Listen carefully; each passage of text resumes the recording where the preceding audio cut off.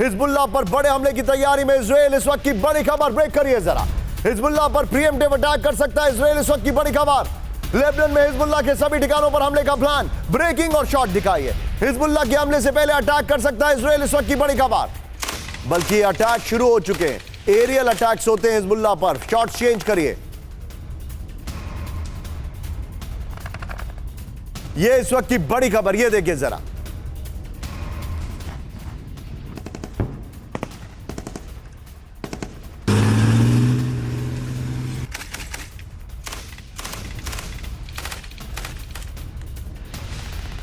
यहां पर गोप्रो पर बड़ी खबर, हिजबुल्लाह पर हमला करेगा इजराइल, इस वक्त की बड़ी खबर। हिजबुल्लाह पर प्रीएम्प्टिव अटैक कर सकता है इजराइल, इस वक्त की बड़ी खबर। लेबनान में हिजबुल्लाह के सभी ठिकानों पर हमले का प्लान, हिजबुल्लाह के हमले से पहले अटैक कर सकता है इजराइल, बड़ी खबर। ईरान के साथ हिजबुल्लाह के अटैक की प्लानिंग है, लेकिन इस सब के बीच में इजरायली एयरबेस पर ड्रोन अटैक, ब्रेक करिए जरा शॉट्स के साथ। नाहरिया में इजरायली आर्मी बेस पर निशाना बनाया गया, ब्रेकिंग और शॉट।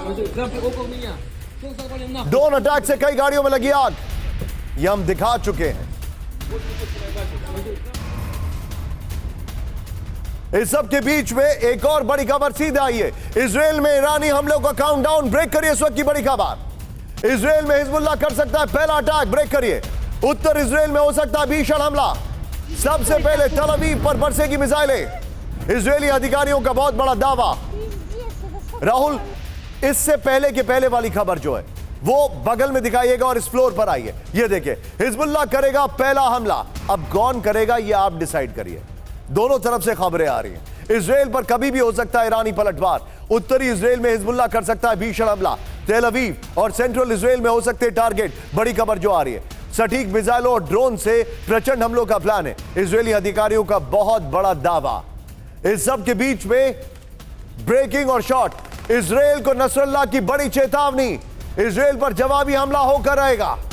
हानिया और फाउद शुक्र की हत्या का लेंगे बदला, हिजबुल्लाह और ईरान मिलकर लेंगे बदला, नसरल्लाह ने कहा। इजराइल को ईरानी हमले की सजा का इंतजार। लेकिन अब आज की बड़ी खबर, फ्लोर ब्रेकिंग, सीधे आइए राहुल जरा। 48 घंटे में ईरान कर सकता है न्यूक्लियर टेस्ट। ईरानी न्यूक्लियर प्लांट के पास हलचल की रिपोर्ट। ईरान में 7 और 8 जुलाई के लिए नो टाइम जारी। ईरानी न्यूक्लियर पावर पर अमेरिका दे चुका है वार्निंग।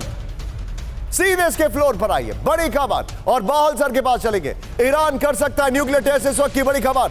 ईरान कर सकता है न्यूक्लियर या टैक्टिकल न्यूक्लियर वेपन का टेस्ट, ये बड़ी खबर हमारे सामने आ रही है। संकेत नंबर 1, पहले ग्राफिक्स तो आ जाए, ये देखिए जरा, उसके बाद संकेत हम आपको दिखाएंगे। ये देखिए बड़ी खबर है, राहुल जरा ब्रेकिंग और शॉट प्ले करिए। ये इस वक्त की बड़ी खबर, ईरान कर सकता है न्यूक्लियर टेस्ट, वो भी 48 घंटे के अंदर।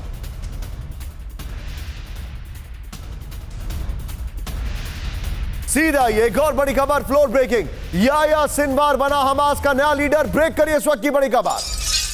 हानिया की हत्या के बाद सिनवार बना नया चीफ। हमास ने सिनवार के नाम का किया ऐलान, अभी गाजा में हमास कमांडर है सिनवार। सीधे इसके फ्लोर पर आइए, ये देखिए जो बड़ी खबर है, सिनवार को हमास की कमान, इस वक्त की बड़ी खबर। ये देखिए, हानिया की हत्या के बाद याह्या सिनवार बना नया लीडर। आइए जरा फ्लोर पर तेजी से। राजनीतिक ब्यूरो चीफ के तौर पर नाम का ऐलान कर दिया गया है। ये देखिए 2017 से गाजा में हमास का कमांडर याह्या सिनवार। 7 अक्टूबर को इजराइल पर हमले का मास्टरमाइंड, गाजा में सिनवार की अगुवाई में आईडीएफ के साथ सीधी लड़ाई।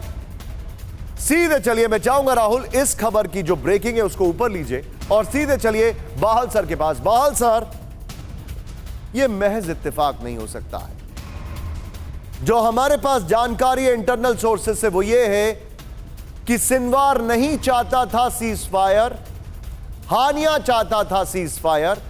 हानिया ने बकायदा, ये फैक्ट है, पहला जो सोर्स था अब फैक्ट है, हानिया ने बकायदा सिनवार को बोला कि सरेंडर कर दो, लेकिन सिनवार ने मना कर दिया। और यह बात तब हुई जब CIA चीफ मिडिल ईस्ट के दौरे पर थे, और उसके बाद एक कंफर्ट जोन में ईरान के जाता है हानिया, हानिया को नॉकआउट कर दिया जाता है। इजराइल ये नहीं कहता है कि हमने हमला किया, इजराइल कहता है कि अच्छा हुआ हानिया का सफाया हुआ।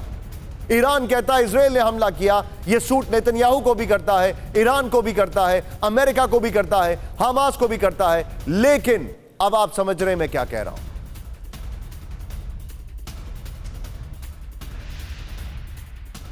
बाल सर, आपसे सवाल है मेरा ये।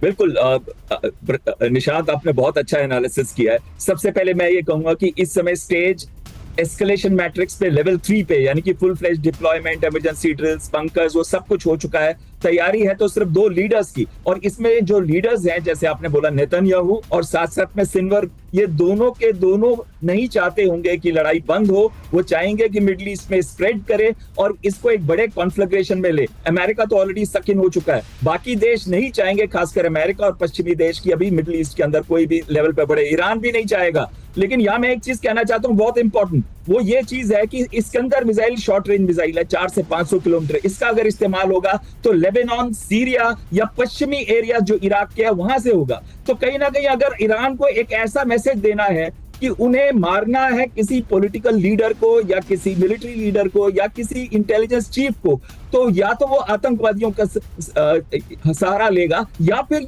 ये वाली शॉर्ट रेंज मिसाइल्स हैं, ड्रोन्स हैं, उनका इस्तेमाल करेगा इन एरिया से, ताकि डायरेक्ट कॉन्फ्लग्रेशन ना हो और एक मिडिल ईस्ट में पूरा का पूरा वॉर ना हो। Point taken sir, be with me sir, be with me.